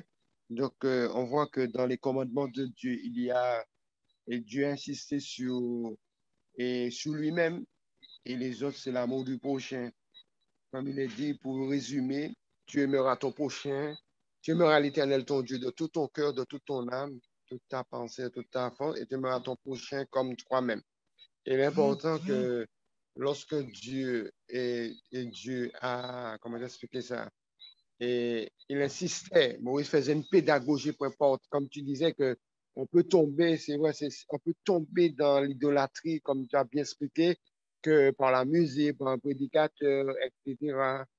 Donc, il est important que nous mettons, Dieu doit être l'objet de notre pensée. L'objet, c'est important, que c'est Dieu qui est la source de la vie et c'est Dieu qui est au-dessus de tout ce qui... Parce que, comme dit, les différentes nations qui faisaient n'importe quoi, et il fallait que Dieu ait choisi un peuple pour le représenter. Donc, la loi de Dieu est une forme de conduite, comme on dit, ça nous permet de marcher comme Dieu désire, selon ses principes. Voilà. OK. Quelqu'un d'autre voudrait ajouter quelque chose? Oui, Carole? Bonsoir. Attends, oui, Bruno. Oui, vas-y. Alors, le sens de cette loi qui est bonne, il faudrait plutôt penser au mot utile. L'apôtre Paul nous dit bien de faire un usage, si je peux tout lever assez rapidement là, avec ça. Bon. Alors, donc c'est 1 Timothée, oui, c'est 1 Timothée chapitre 1er. Voilà, il dit de faire un usage légitime. Voilà. C'est ce qu'apôtre Paul disait déjà à Timothée, d'en faire un usage légitime, que la loi de Dieu est bonne dans le sens qu'elle est utile. On ne peut pas faire sans... C'est la volonté de Dieu, le caractère de Dieu, sa volonté, toute désignée, et on ne peut pas faire l'impasse sur cette loi. On ne peut pas dire je fais sans. Il faut faire avec, par amour pour ce Dieu qui a voulu qu'il y ait cette loi, on reflète son caractère, on ne peut pas faire sans. Donc, on est obligé d'en avoir, puisque sinon, comment saurais-je que, voilà, mais ce que tu fais là, mais c'est pas bien ça. Tu ne vas pas le faire ça, etc., etc., et nous comprenons. Donc, cette loi est bonne à mon sens, et elle restera toujours bonne. Et la Bible dit bien, ce n'est pas, il n'y a rien de pénible, voilà. Pour faire court, il n'y a rien de pénible dans cette loi. Elle est bonne et agréable. Agréable. Tout à fait, nous sommes tout à fait d'accord. Merci Bruno. Carole, vous voulez ajouter quelque chose? Oui, je voulais ajouter à tout ça par rapport à cette question, il est important de savoir qu'elle est bonne pour notre vie parce qu'en général, la loi, c'est une bonne chose. Même dans notre quotidien, nous sommes contents d'avoir une loi. Vous imaginez que ce soit sur la route, on a quand même le code de la route, que ce soit au niveau de notre vie sociale, il y a quand même une constitution. Donc, on a des lois qui empêchent aux gens de tuer des gens, de prendre les affaires des gens, de voler, etc. Donc, en fait, il faut, dans toute société qui fonctionne normalement, et même au ciel, il y a aussi des lois. D'ailleurs, Satan, s'il en est arrivé là, c'est bien parce qu'il a enfreint une loi. Donc, on a besoin que les choses soient régies de façon organisée. Donc, la loi, elle est importante. Et la loi de Dieu est d'autant plus importante puisque c'est la base de cette vie sur Terre, c'est la base.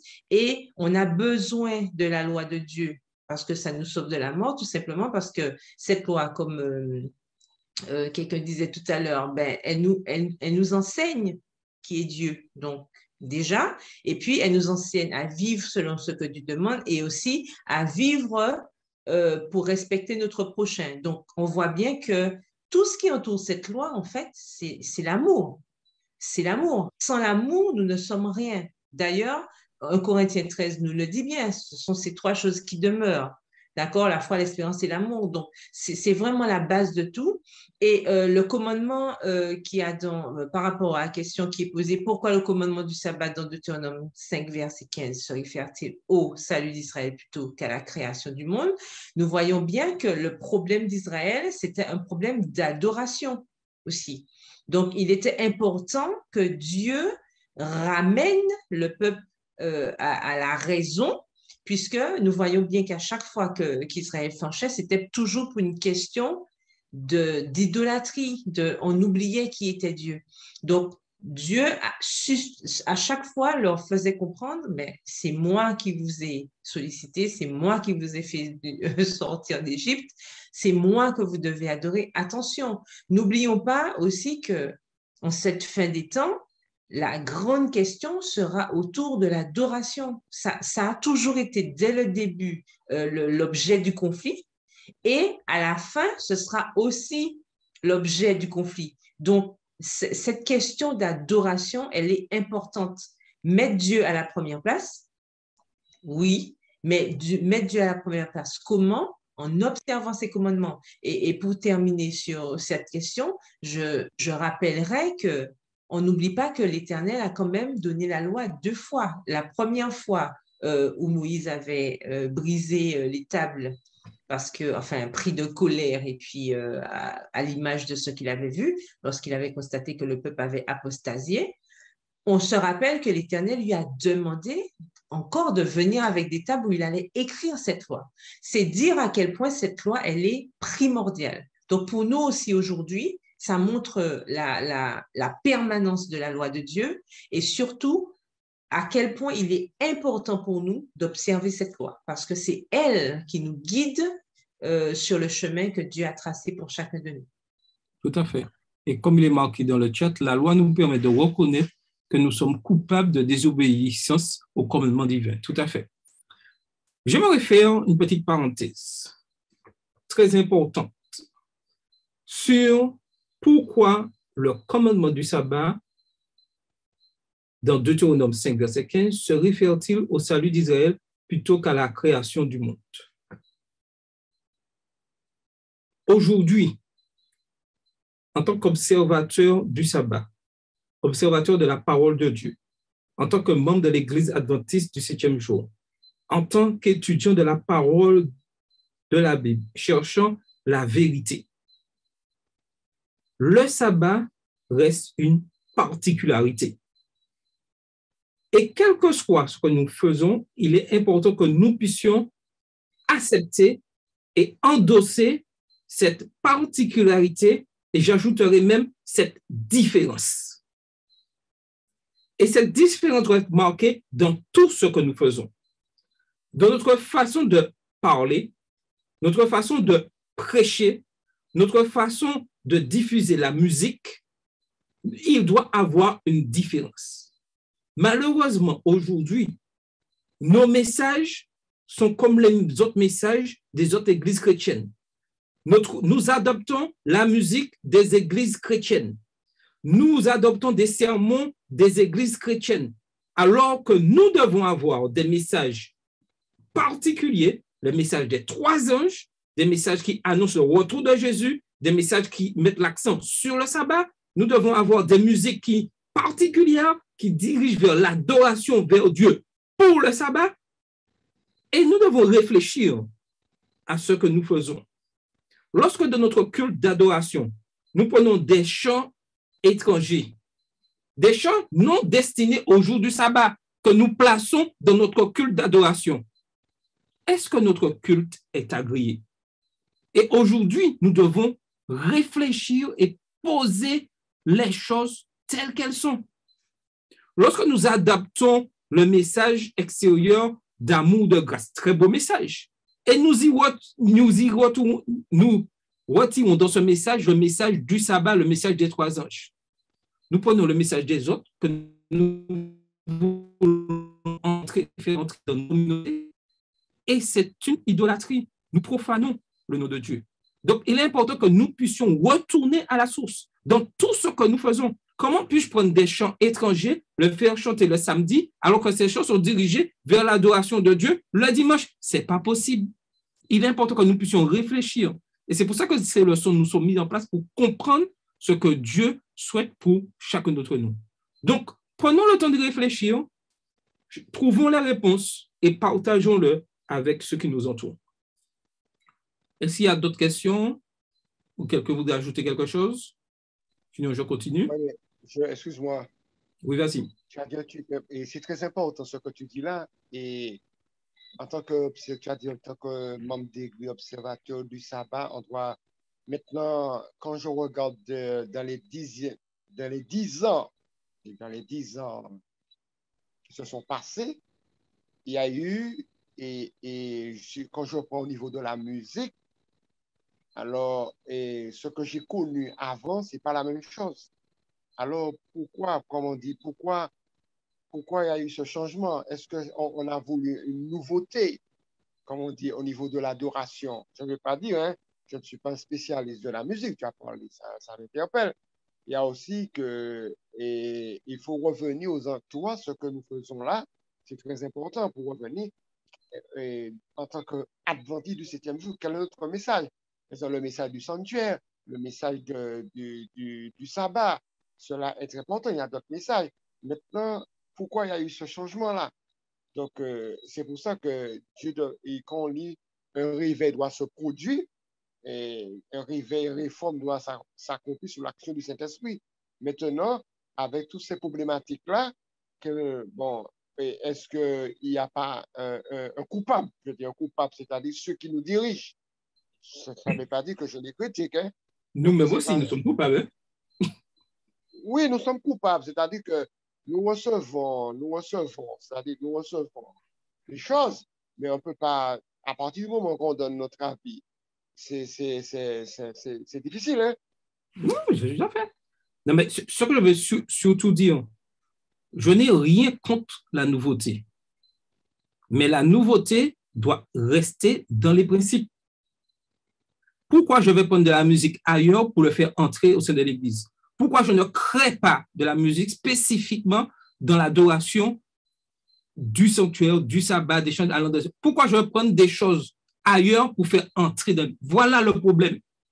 Le problème, ce n'est pas quel sens que nous donnons à la nouveauté. La nouveauté, ce n'est pas aller prendre ailleurs et puis faire entrer... Non, c'est de faire entrer de nouvelles choses, tout en restant sous les principes que Dieu nous a donnés. Premier principe, le sabbat, tu as parlé du sanctuaire, le principe de message des 3 anges.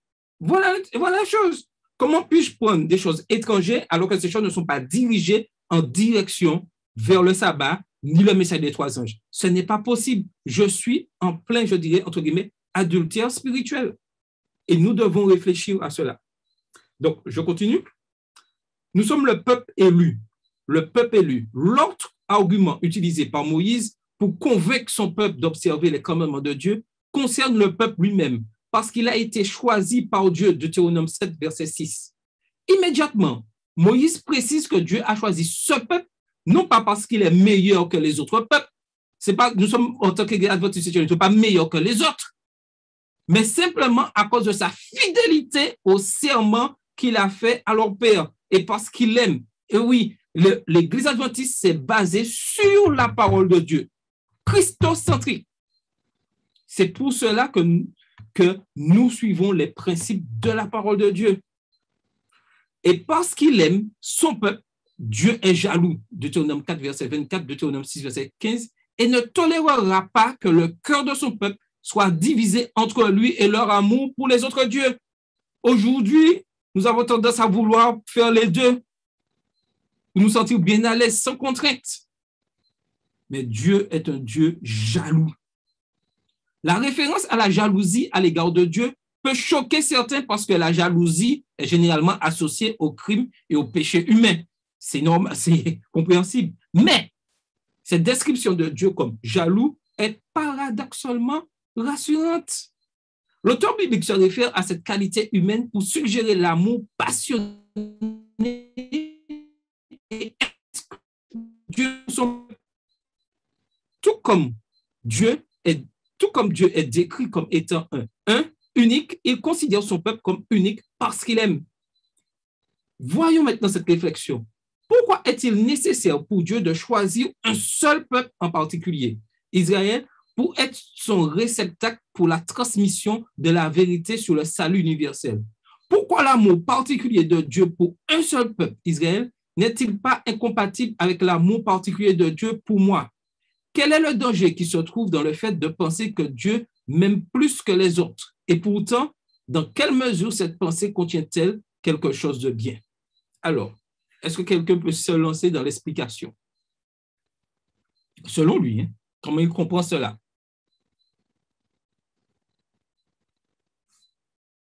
Alors,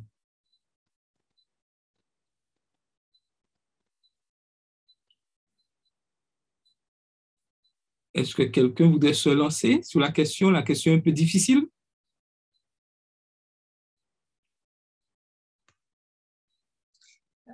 Alors, je vais commencer. Je ne sais pas si d'autres vont prendre le relais. Mais en fait, je voulais dire que c'était important pour que Dieu ait un seul canal, puisque nous savons très bien que quand il y a plusieurs canaux, parfois le message s'étiole. On a un exemple simple, hein. On connaît ce jeu qu'on appelle le téléphone arabe, n'est-ce pas? Alors, on lance un message et puis le temps que ça fasse le tour de la chaîne, le message a déjà complètement changé. Donc, il était important pour Dieu d'avoir un seul canal et afin que ce qu'il allait dire soit transmis de manière correcte, de manière simple, si le peuple, bien sûr, avait joué le jeu, avait respecté sa partie du contrat. Donc, ça, ce n'est pas forcément choquant parce que nous savons très bien que moins il y a de personnes impliquées dans quelque chose et plus on a des chances pour que ça se réalise. Donc, il était important que Dieu puisse avoir ce peuple-là. Et l'amour particulier de Dieu pour un seul peuple.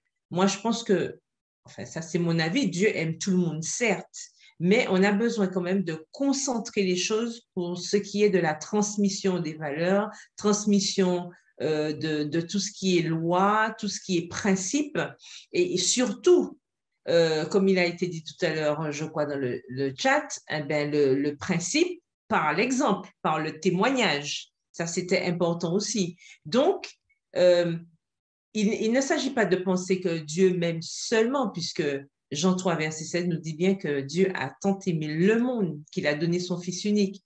Néanmoins, le fait de savoir que Dieu m'aime, ça me permet aussi de me revaloriser en tant que personne. Ça me permet de savoir que je ne suis pas née du hasard. Je ne suis pas sortie comme ça un jour, non. L'Éternel a voulu que je sois là. Et ça me permet, justement, parce que j'ai cette estime de moi qui est quand même boostée par cet amour de Dieu, je peux aussi transmettre des valeurs à l'autre. Je peux témoigner auprès de l'autre. Je peux raconter mon expérience, cette expérience que je fais avec ce Dieu qui est complètement amoureux de moi, en tant que personne, mais aussi amoureux de mon prochain, qu'il veut aussi sauver. Donc, nous sommes, effectivement, nous pouvons prendre cet amour pour nous, mais penser aussi que c'est comme dans une famille, n'est-ce pas? Quand il y a des enfants, les parents aiment tous leurs enfants, même si chaque enfant perçoit l'amour de ses parents de manière particulière. Donc, je pense qu'avec Dieu aussi, c'est la même image et c'est la même chose. Il nous aime tous, mais il nous aime tous de manière particulière. Merci, Carole. Donc, je continue. le peuple saint, la dernière partie. D'autre part, tout comme Dieu a agi et sauvé Israël parce qu'il l'aimait, on s'attend à ce qu'Israël réponde aussi par amour et le choisisse au détriment de tous les autres dieux. Par conséquent, ce choix implique l'allégeance à lui et au mode de vie différent que ce choix implique. Il est significatif que la définition de peuple choisi se rapporte à la qualification de peuple saint. Et on voit ça dans Deutéronome 7, verset 6.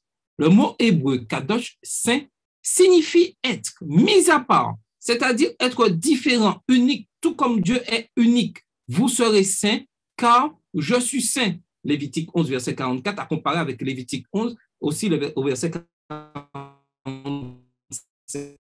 Le fait d'être saint ne se réfère pas à une qualité statistique et à être saint et parfait comme Dieu. Non, en appelant son peuple à être kadosh, saint, Dieu appelle Israël à être son peuple, à être séparé des autres, peuple pour une relation spéciale avec lui. Et voilà la qualité qui est demandée au peuple adventiste du 7e jour. C'est un peuple saint, c'est-à-dire séparé des autres dans l'instruction, séparé des autres dans la façon d'adorer, séparé des autres dans la façon de répondre le message pour une relation spéciale avec lui.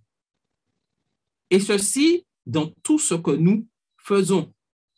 Trop souvent aujourd'hui, notre message, la façon que nous apportons le message aux autres, ressemble à un catalogue, je dirais, entre guillemets, évangélique. Nous faisons les mêmes choses que les autres, alors que nous sommes différents et qu'il nous est appelé à nous séparer des autres au niveau de l'instruction. Donc, il est important que nous puissions remettre les choses en place et faire les choses, comme disait tout à l'heure Philippe, retourner à la source, retourner à la façon dont nos pionniers ont apporté le message. La préposition hébraïque « le » qui est attachée à Dieu, le Yahvé, exprime cette idée d'appartenance particulière à Dieu. Être saint signifie être séparé de tout pour avoir une relation spéciale avec Dieu, car tu es un peuple saint pour l'Éternel, le Yahvé ton Dieu, Deutéronome 7, verset 6. Et la raison de cette séparation est que l'Éternel ton Dieu t'a choisi pour que tu fusses un peuple qui lui appartient. Le fait d'être saint est donc un élément important de l'alliance. Et parce que ce n'est pas une qualité statique, elle est dynamique et toujours présente et pertinente. C'est-à-dire que le peuple de Dieu ne peut pas être un peuple oisif en train d'attendre tranquillement, entre guillemets, le retour de Christ en étant assis sur les bancs. Non, c'est un peuple qui est en mouvement, un peuple dynamique et qui est toujours présent et sa présence est pertinente dans toutes les actions. Et lorsqu'on regarde le fonctionnement de l'Église adventiste, elle est pertinente, elle est dynamique, elle est partout. Adra, Secours adventiste, de messages, de tout. Maintenant, en tant que membre d'Église, suis-je dynamique? Suis-je présent? Suis-je pertinent là où je suis? C'est une question que nous devons réfléchir. Le fait d'être saint n'est pas une chose héritée du passé grâce à nos patriarches ou pionniers. Cette réalité de l'alliance est soulignée dans la définition de l'alliance. Ce n'est point avec nos pères que l'Éternel a traité cette alliance. C'est avec nous qui sommes ici aujourd'hui, tous vivants. Ce n'est pas avec les pionniers que Dieu a fait l'alliance. Ce n'est pas avec ceux qui avaient 20 ans qui prêchaient. Non, c'est avec nous aujourd'hui. Nous aujourd'hui que Dieu fait alliance. Le fait d'être saint est une exigence qui concerne le présent, nous aujourd'hui. Nous concerne, ce n'est pas le passé, c'est nous aujourd'hui. Cette vérité des temps présents est répétée à maintes reprises dans le livre de Deutéronome, précisément parce que nous sommes appelés à être aujourd'hui son peuple spécial. Et ce message est pour nous aujourd'hui, je dirais, doit être vraiment dans nos veines, coulé en nous. Un autre passage est encore plus explicite et inclut les futures générations de cette alliance. Ce n'est point avec vous seuls que je traite cette alliance, mais avec ceux qui ne sont point ici parmi nous en ce jour. Et cette alliance se répétera dans l'avenir constamment. Dans le passé, elle a été faite, elle est pour nous aujourd'hui et elle s'accomplira à l'avenir jusqu'au retour de Jésus-Christ. Quelques lignes plus tard, le passage biblique précise que cette alliance se réfère aussi à nos enfants à perpétuité. Deutéronome 29, verset 29. C'est parce que cette alliance est toujours une vérité d'être présent que nous devons la rendre présente. Et ainsi, nous avons toujours besoin de nous en souvenir et de continuer à l'enseigner. Et le plan de l'ennemi, c'est d'empêcher cet enseignement. Mais je vous rassure ce soir, Dieu est un Dieu fidèle. Et il trouvera toujours un reste, dans le reste, qui restera fidèle à ses principes. Comment pouvons-nous, en tant que personne intrinsèquement pécheresse, néanmoins être saints? Pourquoi l'ordre biblique d'être saint, c'est-à-dire différent et séparé du monde, nous enseigne-t-il comment nous devrions interagir avec le monde actuel? Et ça, nous devons prendre cela. Est-ce que quelqu'un rapidement voudrait réagir à cette question avant que je puisse conclure avec des questions de réflexion? Est-ce que quelqu'un voudrait dire quelque chose sur ce point-là, sur le fait d'être saint? Sinon, tout est clair, tout est dit. Et c'est vrai, il faut reconnaître que Dieu ne fait exception de personne. Mais nous, est-ce que nous voulons entrer dans cette alliance? Voilà le message de Dieu aujourd'hui.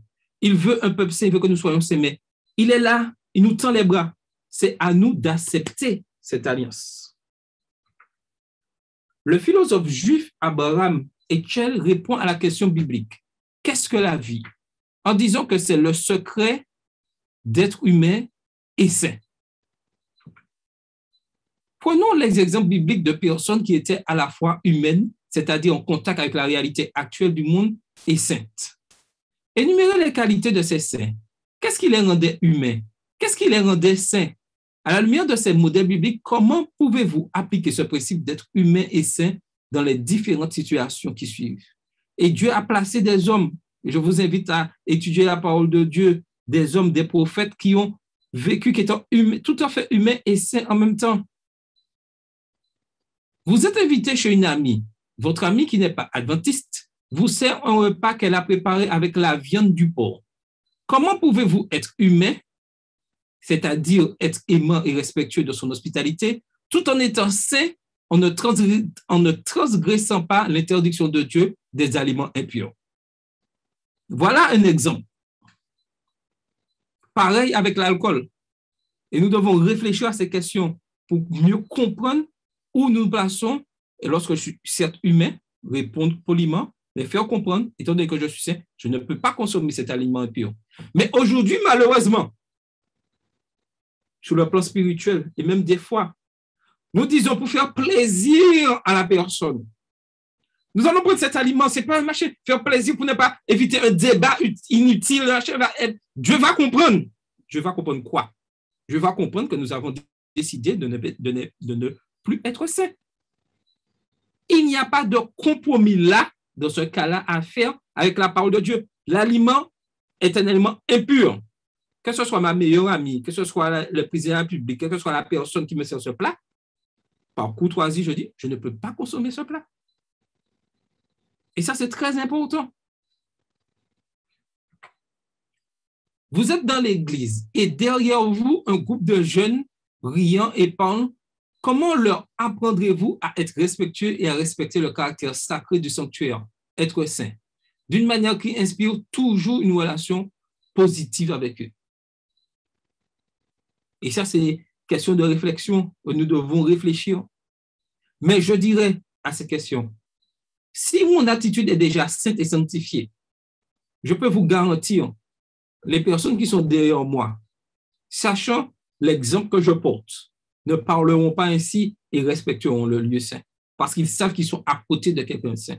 La question est, est-ce que mon adoration est sainte pour pouvoir mettre ensemble d'autres personnes, attirer d'autres personnes à Christ dans cette adoration? Comment pouvez-vous expliquer la vérité de la prophétie à un groupe non-croyant tout en étant clair, intéressant et pertinent? Et je dirais que c'est facile. Hein? Il suffit d'avoir un bon témoignage et les gens nous écouteront. Je n'ai pas dit que les gens vont accepter ce que nous allons dire. C'est pas notre but, c'est pas ça, c'est de prêcher le message des trois anges. Et pour prêcher le message des trois anges, nous devons avoir ce témoignage aux autres, à sentir qu'il y a cette différence. Ils vont nous écouter. Par le Saint-Esprit, ils peuvent accepter ou pas. Ce n'est pas notre rôle. Dieu a une mission pour nous. Ayons un bon témoignage. Vous êtes un dirigeant de votre église qui est divisé en deux groupes. Un groupe aime mettre l'accent sur la justice sociale, l'amour fraternel et l'importance de la grâce, tandis que l'autre groupe met l'accent sur le jugement et la loi. Comment proposerez-vous de gérer la tension entre les deux groupes? Et ça, c'est le devoir que vous aurez en ce soir et durant le sabbat, réfléchir à cette question. Comment gérer ces deux groupes? Mais une piste est simple. En laissant le Saint-Esprit travailler. Et toujours, je vais vous dire quelque chose, hein, en ayant un bon témoignage, les divisions s'estompent très facilement. La question, avons-nous un bon témoignage? Donc, je vais vous laisser avec ces questions pour l'application de notre vie. Depuis mon alliance avec Dieu à mon baptême, quel chemin spirituel ai-je accompli? Comment renouveler mon engagement au service de mon Sauveur et de mes proches? Comment prier Dieu d'être supérieur en gloire, magnificence, renom, sans tomber dans la suffisance, l'orgueil et le mépris pour les autres? Qu'est-ce qui me distingue comme disciple de Jésus parmi mon entourage? C'est très important. Et je terminerai par ce qui est marqué sur le chat.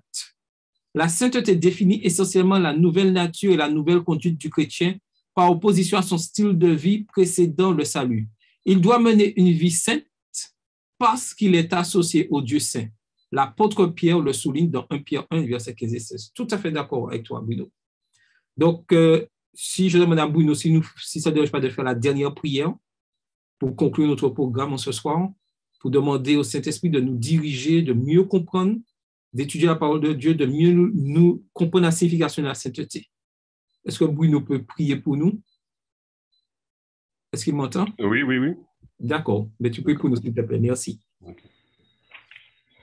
Éternel notre Dieu, notre Père, nous voulons cette fois encore nous humilier et pour cela nous te prions de mettre en nous, de nous remplir d'humilité et nous voulons reconnaître que tu es un Dieu qui est toujours à l'heure, c'est nous qui sommes en retard et en retard sur un certain nombre de choses, des choses que tu veux, que tu souhaites que nous puissions déjà acquérir, déjà mettre en pratique et nous sommes en retard sur ces choses, ce Père, nous vivons ça et là alors que nous devons, ce Père, nous appliquer à faire ta volonté, à suivre tes directives, tes préceptes. Nous appliquons à mener une vie à l'image d'un copier-coller, à mettre en pratique tout ce que nous voyons à côté, tout ce que nous voyons sans même chercher si c'est bon ou pas bon. Mais ton Saint-Esprit est là pour nous aider, pour nous encore nous rappeler les choses qui te plaisent, nous rappeler quand nous faisons bien et quand nous faisons mal et nous interpeller avant que ne soit trop tard. Nous te prions, Céleste Père, de bénir chacun qui a pu se connecter en ce soir et de ce sabbat merveilleux, ce sabbat que tu nous accordes à chacun. Bénis, Céleste Père, ton peuple et garde-nous encore une fois de quoi t'aimer. Et donne-nous de nous rappeler que nous ne pouvons donner ce que nous ne possédons pas et que nous devons te posséder toi, nous devons, Céleste Père, nous dépêcher d'étudier ta parole, de la mettre en pratique, d'avoir un beau témoignage de telle sorte que nous puissions donner aux autres ce que nous avons. Nous voulons, Céleste Père, qu'il en soit ainsi. Nous te prions de nous aider, de nous accorder chaque instant de notre vie à mettre en pratique, Céleste Père, ces choses. Merci encore une fois pour tes enfants que tu utilises et de mettre en place le vendredi soir ce moment, ce temps merveilleux, ce temps où nous sommes nourris, édifiés. Et nous te prions ce sens, Céleste Père, afin que tu puisses chaque jour nous aider à être saints, afin que nous soyons avec toi quand tu reviendras. Que ton nom soit loué, exalté, magnifié, élevé. Nous t'avons prié, nous n'avons que mérite, mais nous t'avons prié dans le nom de Jésus-Christ, notre Sauveur, qui vit et règne éternellement. Amen. Amen. Amen. Merci, Bruno. Donc, la semaine prochaine, si Dieu veut, nous verrons, nous étudierons. Tu aimeras le Seigneur, ton Dieu, de tout ton cœur. En tout cas, continuons à étudier. Ne cherchons pas à savoir combien, s'il y a du monde, s'il y a beaucoup de personnes, pas de personnes. Non. La question est, combien de temps je passe à étudier la parole de Dieu? Bon sabbat à tous et que le Seigneur vous bénisse. Bon sabbat, à bientôt tout le monde. Bon sabbat à tous.